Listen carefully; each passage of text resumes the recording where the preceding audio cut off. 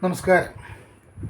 ജ്യോതിഷകൽപ്പത്തിൻ്റെ എല്ലാ സന്മനസ്സുള്ള പ്രേക്ഷകർക്കും സ്വാഗതം. സജ്ജനങ്ങളുമായിട്ട് നമ്മളിന്നിവിടെ ചർച്ച ചെയ്യുന്നൊരു വിഷയം, പിതൃബലിയടക്കമുള്ള പിതൃപ്രീതി കർമ്മങ്ങൾ അനുഷ്ഠിക്കുവാൻ യോഗ്യതയുണ്ടോ അല്ലെങ്കിൽ യോഗ്യത ആവശ്യമാണോ എന്ന കാര്യം. പിതൃപ്രീതി കർമ്മങ്ങളായിട്ട് വർഷാവർഷം കർക്കിടക വാവ് ദിവസം കേരളത്തിലെ അങ്ങോളം ഇങ്ങോളമുള്ള ക്ഷേത്രങ്ങളിൽ പിതൃതർപ്പണ കർമ്മങ്ങൾ നടക്കാറുണ്ട്.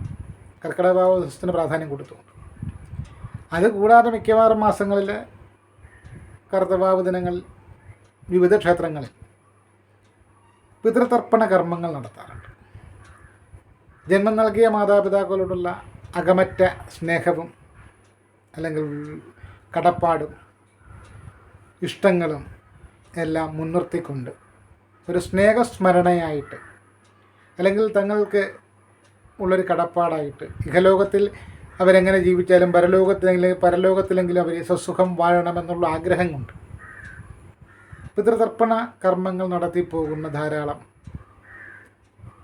പിണ്ടകർത്താക്കളെ, അവകാശികളെ നമ്മൾ കാണാറുണ്ട്.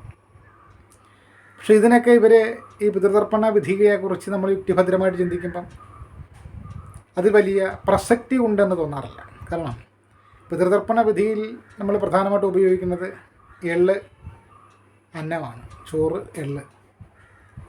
ദേഹമില്ലാത്ത ഒരാത്മാവിനെ എള്ളും ചോറും സമർപ്പിച്ചാൽ എന്താണ് അതിൻ്റെ പ്രസക്തി എന്ന് ചോദിച്ചു കഴിഞ്ഞാൽ ആധ്യാത്മികപരമായിട്ട് അതിന് വലിയ പ്രസക്തിയൊന്നുമില്ല. കാരണം നമ്മളിപ്പോൾ ഒരു പിതൃതർപ്പണ കർമ്മം ചെയ്യുന്നത് നമ്മളുടെ മനഃശാന്തിക്ക് വേണ്ടിയിട്ടാണ്. അതായത് നമുക്ക് ജന്മം നൽകിയ, നമ്മളെ ഈ ഭൂമിയിൽ ഇങ്ങനെ വിലസാനിടയാക്കിയ സൃഷ്ടികർത്താവായ ഈശ്വരൻ നമ്മളെ സൃഷ്ടിക്കുന്നതിന് വേണ്ടി തിരഞ്ഞെടുത്ത മാതാവ് അല്ലെങ്കിൽ പിതാവിൻ്റെയും അവരോടുള്ള നന്ദിയും കടപ്പാടുമൊക്കെ നമ്മൾ സൂചിപ്പിക്കാൻ വേണ്ടിയിട്ടാണ് സാധാരണഗതിയിൽ പിതൃതർപ്പണ കർമ്മങ്ങൾ നടത്തിപ്പോരുന്നത്. എന്നാൽ ഇതിൽ നിന്നും വിഭിന്നമായിട്ട് ജീവിച്ചിരുന്ന കാലത്ത് മാതാപിതാക്കൾക്ക് യാതൊരു വിധത്തിലുള്ള ഗുണഫലങ്ങളും ചെയ്യാതെ അവരെ വൃദ്ധസദനങ്ങളിലും അന്തേവാസി ഈ അഭയകേന്ദ്രങ്ങളിലുമൊക്കെ ആക്കി, അല്ലെങ്കിൽ ഏതെങ്കിലും തരത്തിലുള്ള ഓഹരി തർക്കത്തിൻ്റെ പേരിൽ അമ്മയെ അച്ഛനെയൊക്കെ വീട്ടിൽ നിന്ന് അടിച്ചിറക്കിയവർക്ക് ഒരു നേരത്തെ വെള്ളം പോലും കൊടുക്കാതെ അവരെവിടെയെങ്കിലുമൊക്കെ കിടന്ന് കഷ്ടപ്പെട്ട് പുഴുത്തു നാറി ജീർണിച്ച് മരിച്ചു പോയിട്ടുള്ള മാതാപിതാക്കളുടെ പ്രീതിക്ക് വേണ്ടിയിട്ട് പോലും ചില മക്കൾ പിതൃതർപ്പണ കർമ്മം എന്ന് പറയുന്ന ഒരു തലത്തിലേക്ക് ചെയ്തു പോകുന്നതായിട്ട് കാണാറുണ്ട്. അപ്പോൾ ജീവിച്ചിരുന്ന കാലത്ത്, അവരെ ജീവനോടുകൂടെ ദേഹവുമായിട്ടിരുന്ന കാലത്ത് അവർക്ക് നൽകാത്ത സന്തോഷവും സുഖവും ഗുണങ്ങളുമൊക്കെ മരണപ്പെട്ടു പോയവരുടെ ആത്മാവിന് നൽകാൻ വേണ്ടി പരിശ്രമിക്കുന്ന മകൻ എന്ന് പറയുന്ന അല്ലെങ്കിൽ മകളുടെ വിഡ്ഢിത്തം നമുക്ക് യുക്തി കൊണ്ട് അളക്കാവുന്നതാണ്.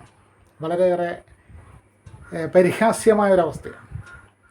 കാരണം അവകാശ തർക്കങ്ങളെ സംബന്ധിച്ചോ അതല്ലെങ്കിൽ ധനപരമായിട്ടുള്ള ഏതെങ്കിലും തർക്കങ്ങളെ സംബന്ധിച്ചോ അല്ലെങ്കിൽ കൊടുക്കൽ വാങ്ങലുമായിട്ട് ബന്ധപ്പെട്ട ഏതെങ്കിലും തർക്കങ്ങളെ സംബന്ധിച്ചോ അല്ലെങ്കിൽ ഏതെങ്കിലും തരത്തിലുള്ള നിലപാടുകളെയൊക്കെ സംബന്ധിച്ചുള്ള അഭിപ്രായ വ്യത്യാസങ്ങൾ വരുമ്പോൾ മാതാപിതാക്കളെ വീട്ടിൽ നിന്ന് അടിച്ചിറക്കി വിടുക, അല്ലെങ്കിൽ മാതാപിതാക്കളെ കൊണ്ട് തന്നെ ഏതെങ്കിലും ഒരു വൃദ്ധമന്ദിരത്തിലാക്കുക, അല്ലെങ്കിൽ എവിടെയെങ്കിലും ക്ഷേത്രങ്ങളിൽ കൊണ്ട് നടത്തള്ളുക, ഇങ്ങനെയൊക്കെ ചെയ്ത് അവരെ ഭൂമിയിലിട്ട് ദേഹമുണ്ടായിരുന്ന കാലത്ത് എത്രത്തോളമൊക്കെ നരകിപ്പിക്കാവോ, എത്രത്തോളമൊക്കെ ബുദ്ധിമുട്ടിക്കാവോ, എത്രത്തോളമൊക്കെ കഷ്ടപ്പെടുത്താവോ അത് എത്രയും കാലം കഷ്ടപ്പെടുത്തിയതിന് ശേഷം അവർ വളരെയേറെ കഷ്ടതയും ബുദ്ധിമുട്ടും പ്രയാസവും സഹിച്ച് ആത്മാവ് ദേഹത്തിൽ നിന്ന് വിട്ടുപോയതിന് ശേഷം പിന്നെ അവരുടെ ആത്മാപ്രീതിക്ക് വേണ്ടിയിട്ട് കാണിക്കുന്ന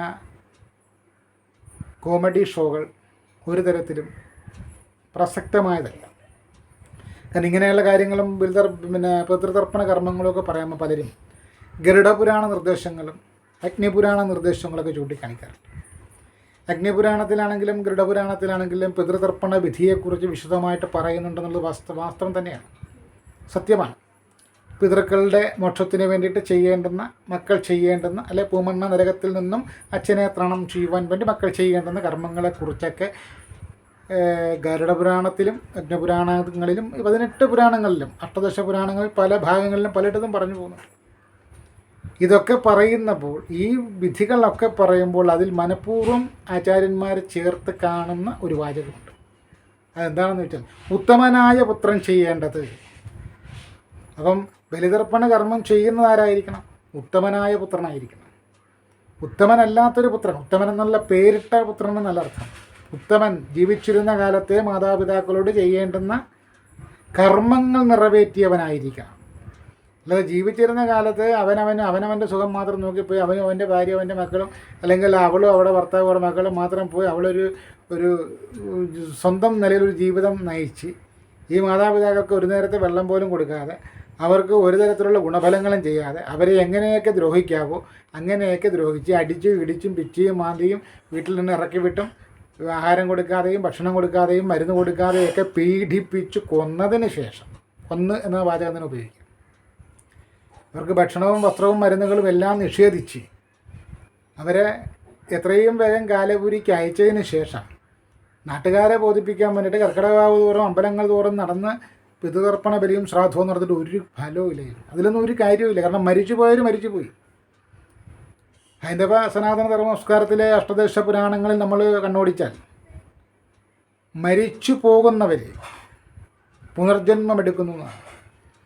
ഒരാൾ മരിച്ചു കഴിഞ്ഞാൽ അയാളുടെ ആത്മാവിനെ ഉടൻ തന്നെ മറ്റൊരു ജന്മത്തിലേക്ക് കൊണ്ടുപോവുക. അതല്ല അവർ വളരെയേറെ പുണ്യ ഗുണങ്ങളൊക്കെ ചെയ്തിട്ടുള്ളവരാണെങ്കിൽ അവരെ മോക്ഷപ്രാപ്തിയിലേക്കോ മുക്തിയിലേക്ക് കൊണ്ടുപോവുകയാണ്. അപ്പോൾ ഈ മോക്ഷപ്രാപ്തിയിലേക്ക് പോയാലും മുക്തിയിലേക്ക് പോയാലും അതല്ലെങ്കിൽ പുനർജന്മം എടുത്താലും ഈ മക്കൾക്കൊന്നും അതിൻ്റെ അകത്ത് വലിയ പ്രസക്തമായിട്ടുള്ള കാര്യങ്ങളൊന്നുമില്ല. ഒരു ഇടപെടലും നടത്താൻ പറ്റില്ല. മരിച്ചു പോകുന്ന ഒരു വ്യക്തി അച്ഛനായാലും അമ്മയായാലും അവരുടെ ആത്മാവിനെ കൈലാസത്തിലോട്ട് കൊണ്ടുപോകണം, വൈകുണ്ഠത്തിലോട്ട് കൊണ്ടുപോകണം, ബ്രഹ്മലോകത്തേക്ക് കൊണ്ടുപോകണം, മക്കൾക്ക് നിയന്ത്രിക്കാനോ നിർദ്ദേശിക്കാനോ പറ്റും? ഒന്നുമില്ല. അപ്പം ഈ പിതൃതർപ്പണ ബലി എന്ന് പറയുന്നത് പിതൃതർപ്പണ കർമ്മങ്ങൾ കൂടുതലും ചെയ്യുന്നത് എന്തിനു വേണ്ടിയിട്ടാണ്? മക്കളായിട്ടുള്ളവരുടെ മനസ്സന്തോഷത്തിനും സമാധാനത്തിനും വേണ്ടിയിട്ടാണ്. അതിൽ മരിച്ചു പോകുന്നവർ വർഷത്തിലൊരിക്കൽ വന്നു വെള്ളം ചോറും നനച്ച് വെച്ചത് സ്വീകരിക്കുന്നു എന്ന് പറയുന്ന വിശ്വാസത്തിൻ്റെ പിന്നിൽ കടപ്പാടുകളുടെയും കടപ്പാടും നന്ദിയും എന്നും ഉണ്ടായിരിക്കണമെന്ന് ഓർമ്മപ്പെടുത്തൽ മാത്രം. കാരണം മാതാപിതാക്കൾ ഉള്ളത് കൊണ്ടാണല്ലോ നമ്മൾ മക്കളായിട്ട് ഭൂമിയിലേക്ക് ജനിക്കുന്നത്. IAS കാരനായാലും IPS കാരനായാലും പ്രധാനമന്ത്രി ആയാലും മുഖ്യമന്ത്രി ആയാലും എത്ര വലിയ കൊലകൊമ്പനായ കോടീശ്വരനാണെങ്കിലും അവൻ ആ തലത്തിലെത്താൻ വേണ്ടി അവനെ പ്രാപ്തമാക്കിയ അല്ലെങ്കിൽ അവന് ജന്മം നൽകിയ മാതാപിതാക്കളോടുള്ള കടമ അവൻ്റെ മരണം വരവ് മറക്കരുത് എന്നുള്ളൊരു മഹർഷീശ്വരന്മാരുടെ ഒരു ലക്ഷ്യം. അതായത് നന്ദി പ്രകടന മക്കൾ മാതാപിതാക്കളോട് നടത്തണമെന്നുള്ളൊരു വിശ്വാസം, ഒരു രീതി തന്നെയാണ് മഹർഷിമാർ പിതൃതർപ്പണ കർമ്മത്തിലൂടെ കൊണ്ടുവന്നിരിക്കുന്നത്. പക്ഷേ ഈ നേരത്തെ പറഞ്ഞ പോലെ ജീവിച്ചിരുന്ന കാലത്ത് അമ്മയ്ക്കും അച്ഛനും മക്കൾ ശത്രുക്കളായിരുന്നു. അമ്മയും അച്ഛനെയൊക്കെ വീട്ടിൽ നിന്ന് ഇറക്കി വിട്ട് ഭക്ഷണവും വെള്ളമൊന്നും കൊടുക്കാതെ അവരെ പൂട്ടിയിട്ട് അവരെ അടിച്ചു ഇടിച്ചു മരുന്നും കൊടുത്തില്ല, അല്ലെങ്കിൽ ഏതെങ്കിലും അമ്പലത്തിൽ കൊണ്ട് നടത്തള്ളും, അല്ലെങ്കിൽ ഏതെങ്കിലും അനാഥാലയത്തിൽ കൊണ്ട് തള്ളും, അല്ലെങ്കിൽ അവരെങ്ങനെ ജീവിച്ചു എന്ന് പോലും ഒന്നും തിരക്കാതെ മരിച്ച സമയത്ത് പോലും അവർ തിരിഞ്ഞു നോക്കാതിരുന്ന മക്കളൊക്കെ പിന്നെ അച്ഛനോടും അമ്മയോടും ഒക്കെ ഉള്ള അമിത പ്രേമം പ്രകടിപ്പിച്ചുകൊണ്ട് ഓരോ ക്ഷേത്രങ്ങളിലും കറുത്തവാവ് തോറും ഇരുന്ന് മുങ്ങിക്കുളിച്ചു വന്ന് ബലിയിടുന്ന ആ ഒരു പ്രഹസനം കാണുമ്പോൾ അത് ആത്മാവിൻ്റെ മുക്തിക്ക് വേണ്ടിയിട്ടല്ല, മറ്റുള്ളവരെ ബോധിപ്പിക്കാൻ പറ്റുള്ള നാടകമായിട്ടാണ് പലപ്പോഴും തോന്നിയിട്ടുള്ളത്. കാരണം അത് ശരിയല്ല. എന്നാൽ നിങ്ങളുടെ മാതാപിതാക്കളോട് 100% ആത്മാർത്ഥതയും സ്നേഹവും പുലർത്തുന്നില്ല എങ്കിൽ നിങ്ങളെ കോപ്പി ചെയ്ത് തന്നെയാണ് നിങ്ങളുടെ മക്കളും വരുന്നത്. അവരിൽ നിന്നും നിങ്ങൾ ഇത് തന്നെ പ്രതീക്ഷിച്ചോ. നിങ്ങളുടെ മാതാപിതാക്കളോട് എങ്ങനെയാണോ ഇടപെടുന്നത് അതുതന്നെ ആയിരിക്കും നിങ്ങൾക്കും കാലം തിരിച്ചു വെച്ച് നൽകുന്ന തിരിച്ചടി. കാരണം നിങ്ങളുടെ മക്കളുടെ മുമ്പിൽ ഒരു മാതൃകാപരമായിട്ട് ഉള്ള പ്രവൃത്തിയായിട്ട് നിൽക്കുന്നത് നിങ്ങളുടെ മാതാപിതാക്കളോട് എങ്ങനെ ഇടപെട്ടു എന്നുള്ളതാണ്. അതുതന്നെയാണ് അവർ കണ്ട് പഠിച്ചു വരുന്നത്. അതുതന്നെയായിരിക്കും അവരും അവരുടെ പ്രായപൂർത്തിയാകുന്ന കാലഘട്ടത്തിൽ നിങ്ങളോട് പുലർത്താനിടയുള്ള സമീപനം. അപ്പം നമ്മൾ പരിതപിച്ചിട്ട് കാര്യമൊന്നുമില്ല, അല്ലെങ്കിൽ ഭഗവതിയെ വിളിച്ചിട്ട് കരഞ്ഞിട്ടൊന്നും കാര്യമില്ല. കാരണം അവനവൻ ചെയ്യുന്ന കർമ്മങ്ങൾ മാത്രമേ അവനവനെ ഗുണപ്പെട്ടു. താൻ നിരന്തരം ചെയ്യുന്ന കർമ്മങ്ങൾ താൻ അനുഭവിച്ചിടുക തന്നെ വരും എന്നാണ് ശാസ്ത്രം. അപ്പം നമ്മളുടെ പ്രവൃത്തി ദോഷം കൊണ്ട് നമുക്ക് ഏതെങ്കിലും തരത്തിലുള്ള തട്ടുകേട് കിട്ടിയാൽ നമ്മൾ നാട്ടുകാരെ മറ്റൊന്നും തെറി പറഞ്ഞിട്ടോ നവഗ്രഹങ്ങളെ തെറി പറഞ്ഞിട്ടോ നക്ഷത്രത്തിനെ തെറി പറഞ്ഞിട്ടോ അല്ലെങ്കിൽ ഈ ഫലവിവരണങ്ങൾ നടത്തുന്ന ജ്യോതിഷികളെ പറഞ്ഞിട്ടോ ഒരു കാര്യമില്ല. അവനവൻ്റെ കർമ്മഫലം തന്നെയാണ് അവനവനെ നയിക്കുക. അപ്പോൾ സ്വന്തം മാതാപിതാക്കളോട് നീതി പുലർത്താതെ, ജീവിച്ചിരുന്ന കാലത്ത് നീതി പുലർത്താതെ, അവരെ വേണ്ട വിധം പരിചരിക്കാതെ, അവരുടെ പേരിലുണ്ടായിരുന്ന സ്വത്തും വസ്തുവകകളും ഒക്കെ അവനവൻ്റെ പേരിലേക്കൊക്കെ തട്ടിയെടുത്തതിന് ശേഷം അവർ കടത്തുന്നതിൽ കിടക്കേണ്ട സാഹചര്യം ഒരുക്കുകയും അല്ലെങ്കിൽ അവർക്ക് ഒരു നേരത്തെ ഭക്ഷണത്തിനുള്ള വഴി തേടിപ്പോകാൻ ആരോഗ്യമില്ലാതെ വീട്ടിൽ ക്ഷയിച്ച് കഷ്ടപ്പെട്ട് കിടക്കുന്ന സമയത്ത് അവർക്ക് ഒരു നേരത്തെ വെള്ളം പോലും കൊടുക്കാതെ, ചില മക്കളുണ്ട് രോഗാവസ്ഥയിൽ കിടക്കുന്ന തള്ളമാർക്കും തന്തമാർക്കൊന്നും ഭക്ഷണം പോലും കൊടുക്കത്തില്ല. ചോദിച്ചാൽ പറയും അവർ മലമൂത്ര വിസർജനം നടത്തും, അതെടുക്കാൻ ആളില്ല. അല്ലെങ്കിൽ അവർക്ക് വേണ്ട സമയത്ത് മരുന്ന് കൊടുക്കത്തില്ല. എന്താ മരുന്ന് കൊടുക്കാത്തത്? അത് തളർന്ന് കിടക്കുക, അതിന് മരുന്ന് കൊടുത്ത് കൂടുതൽ ആരോഗ്യം ഉണ്ടാക്കിയിട്ട് എന്നെടുക്കാനാ? ഇങ്ങനെയൊക്കെ ഉള്ള നികൃഷ്ടവും നീചവുമായ നിലപാടിലൂടെ പോയതിന് ശേഷം കർത്തവാവ് തോറും പോയി കുളിച്ചീറിനോടുകൂടി ബലിയിടുന്ന ആരെ പറ്റിക്കാനാണെന്ന് അത്തരത്തിൽ മാതാപിതാക്കളുടെ ഇടപെട്ടിട്ടുള്ളവർ ശ്രദ്ധിക്കുന്നത്, ആലോചിക്കുന്നത് നല്ലതായിരിക്കും. പിന്നെ ഇതൊക്കെ ഇപ്പം 100-180 വയസ്സുള്ളൊരു പിതാവിനോട് നമ്മളിങ്ങനെ ചെയ്തു, നമുക്ക് 40 വയസ്സേ ഉള്ളൂ, അതുകൊണ്ട് നമുക്ക് കുഴപ്പമൊന്നുമില്ല, നമ്മൾ നല്ല ആരോഗ്യവാനായിട്ടിരിക്കുകയാണ്, ഈ ഒരു അപശകുനം ഒന്ന് ചത്ത് കിട്ടിയിരുന്നെങ്കിൽ സ്വസ്ഥത കിട്ടിയതെന്ന് വിചാരിക്കുമ്പോൾ ഈ 40-ൽ നിന്നോ 50-ൽ നിന്നോ നമ്മൾ നടന്നെടുക്കുന്നത് എത്രയിലേക്കാണ്? 60, 70, 80, 90-ലേക്കാണ്. നമ്മളുടെ മാതാപിതാക്കളായിട്ട് കിടക്കുന്നവർ 90 വയസ്സിലാണ് അവർ ശയ്യാവലംബി ആയെങ്കിൽ നമ്മൾ ചിലപ്പോൾ 60-ലേ വീഴും. കാരണം കർമ്മം അങ്ങനെയാണ്. നമ്മൾ ചെയ്യുന്ന എല്ലാ കാര്യങ്ങളും നമ്മൾ നമ്മുടെ ജീവിത സാഹചര്യവുമായിട്ട് തട്ടിച്ചു നോക്കിക്കൊണ്ട് ന്യായീകരിക്കും. പക്ഷെ അതെല്ലാം ന്യായീകരണമുള്ളതല്ല. മാതാപിതാക്കളെ നോക്കാതെ, അവരെ പരിചരിക്കാതെ, അവരോട് ചെയ്യേണ്ടുന്ന കടമ നിർവഹിക്കാതെ ബലികർമ്മങ്ങളിലേക്കും പിതൃകർമ്മങ്ങളിലേക്കും പോകുന്നത് കൊണ്ട് ദോഷമല്ലാതെ ഒരു ഗുണവും വരില്ല. ഒരു ഗുണം അതിൽ കിട്ടത്തില്ല. കാരണം നിങ്ങളെന്താണ് മാതാപിതാക്കളോട് എങ്ങനെയാണ് അവർ ജീവിച്ചിരുന്നപ്പം പ്രവർത്തിച്ചിട്ടുള്ളതെന്ന് നിങ്ങൾ ചെയ്യുന്ന കർമ്മത്തിൻ്റെ പുണ്യം കൊടുക്കേണ്ടുന്ന ഈശ്വരന് നന്നായിട്ടറിയാം. അദ്ദേഹം അന്ധനും ബദിരനും മൂകനും ഒന്നും അല്ലല്ലോ. അദ്ദേഹത്തിന് അറിയാം ജീവിച്ചിരുന്നപ്പോൾ ഇവൻ്റെ അമ്മയോടും ഇവൻ്റെ അച്ഛനോടുമൊക്കെ എങ്ങനെയാണ് പ്രവർത്തിച്ചിരിക്കുന്നത്. ഇപ്പോൾ ഇവൻ ഈ കാണിക്കുന്ന പ്രഹസനം ആരെ ബോധിപ്പിക്കാൻ വേണ്ടി ഇതൊക്കെ അറിയുന്നവനാണ് ഈശ്വരൻ. അപ്പം ഈശ്വരൻ്റെ കണ്ണ് കെട്ടിക്കൊണ്ട് നമ്മൾ ഈശ്വരനെയും കബളിപ്പിച്ചുകൊണ്ട് നമ്മൾ വില്ലനായിട്ട് അല്ലെങ്കിൽ വില്ലത്തിയായിട്ട് നിൽക്കാൻ വേണ്ടി ചിന്തിക്കുന്നത് പോലൊരു മൗഢ്യം ഈ ഭൂമിയിൽ മറ്റൊന്നുമില്ല. അപ്പം അതുകൊണ്ട് പിതൃതർപ്പണ കർമ്മങ്ങളിലേക്ക് പോകുമ്പോൾ, അല്ലെങ്കിൽ പിതൃതർപ്പണ കർമ്മങ്ങളുമായി ബന്ധപ്പെട്ട് നമ്മൾ ചെയ്യാനിറങ്ങുമ്പോൾ നമുക്കതിന് യോഗ്യത വേണം. ആ യോഗ്യത എന്ന് പറയുന്നത് അച്ഛനും അമ്മയും മാതാപിതാക്കൾ ജീവിച്ചിരുന്ന സമയത്ത് അവരെ നന്നായി പരിചരിച്ചു എന്ന യോഗ്യതയായിരിക്കണം. ജീവിച്ചിരുന്ന കാലത്ത് അച്ഛൻ്റെയും അമ്മയുടെയും ദേഹത്തിനോട് മമതയോടും കരുണയോടും സ്നേഹത്തോടും കൂടെ ഇടപെട്ട ഒരുത്തിനോട് അല്ലെങ്കിൽ ഒരുത്തിയോട് മാത്രമേ ആ ദേഹത്തിൻ്റെ ഉടമയായ ആത്മാവിനെ ഏതെങ്കിലും തരത്തിൽ ഒരു അനുകമ്പ വരുമെങ്കിൽ വരികയുള്ളൂ. ആത്മാവും ബന്ധമില്ല എന്നാണ് പറയുന്നത്. കാരണം ദേഹത്തിൽ നിന്നും ആത്മാവ് വിട്ടുകഴിഞ്ഞാൽ പിന്നെ ആത്മാവിന് ബന്ധവും സ്വന്തവും മിത്രമൊന്നുമില്ല. മകനെന്നും മകളെന്നുള്ള ഒരു പരിഗണന ഇല്ലെന്ന് പറഞ്ഞു. കാരണം ആത്മാവും ദേഹവുമായിട്ടുള്ള ബന്ധം അവസാനിച്ച് കഴിഞ്ഞാൽ ദേഹബന്ധം വിട്ടു, പിന്നെ അവിടെ ബന്ധവും സ്വന്തമൊന്നുമില്ല. എങ്കിലും നമ്മൾ ബന്ധം സ്ഥാപിച്ചുകൊണ്ട് കർമ്മങ്ങൾ, ഇപ്പോൾ ഈ പിതൃതർപ്പണ കർമ്മങ്ങൾ ചെയ്യുന്നതിന് വേണ്ടിയിട്ടാണ്. സാധാരണഗതിയിൽ പിതൃതർപ്പണ കർമ്മങ്ങൾ ചെയ്യുന്നതിന് വേണ്ടിയിട്ടാണ് മരിച്ചു പോയവരുടെ ആത്മാവിന് മോക്ഷം കിട്ടാൻ, അല്ലെങ്കിൽ മുക്തി കിട്ടാൻ, അവർക്ക് നല്ല ഗതി പ്രാപിക്കാൻ. അല്ലാതെ നാട്ടുകാരെ ബോധിപ്പിക്കാൻ വേണ്ടിയിട്ടും അല്ലെങ്കിൽ അയലോകക്കാർ പോയി ബലിയിടുന്നത് കൊണ്ട് നമുക്കും പോയി ബലിയിടാൻ എണ്ണം പറഞ്ഞ് പോകുന്നവരുടെ കാര്യമാണ് ഈ പറയുന്നത്. നാട്ടുകാരെ ബോധിപ്പിക്കാൻ വേണ്ടിയിട്ടും അല്ലെങ്കിൽ അയൽവക്കത്തുള്ളവരൊക്കെ ബലിയിടാൻ പോകുന്നു, നമ്മൾ പോകാതിരുന്ന് അവരെന്ത് കരുതും എന്ന് കരുതി പോകുന്നവരുടെ പ്രഹസനങ്ങൾ ഒരർത്ഥത്തിലും പരിഗണിക്കപ്പെടുന്നില്ല. ഒരു ഗുണവുമില്ല ഇല്ലേ. നാട്ടുകാരെ ബോധിപ്പിച്ചതിനപ്പുറം വേറെ ഒരു ഗുണമില്ലേ. അപ്പം നമ്മൾ ഈ പിതൃതർപ്പണ ബലിയിലൂടെ മരിച്ചു കഴിഞ്ഞതിന് ശേഷം ആത്മാവിന് ചോറും എള്ളുമൊക്കെ ഉരുട്ടി വെക്കുന്നതിന് മുമ്പ് ജീവിച്ചിരിക്കുന്ന സമയത്ത് വയറ് നിറച്ച് 3 നേരത്തെ ഭക്ഷണം കൊടുക്കാനോ, അവർക്ക് ആവശ്യമായിട്ടുള്ള മരുന്ന് കൊടുക്കാനോ, അവരെ ദ്രോഹിക്കാതിരിക്കാനോ, അവരോട് നീതി പുലർത്താനോ ഒക്കെ ശ്രമിച്ചാൽ അതുതന്നെ ഏറ്റവും വലിയ പുണ്യമാണ്.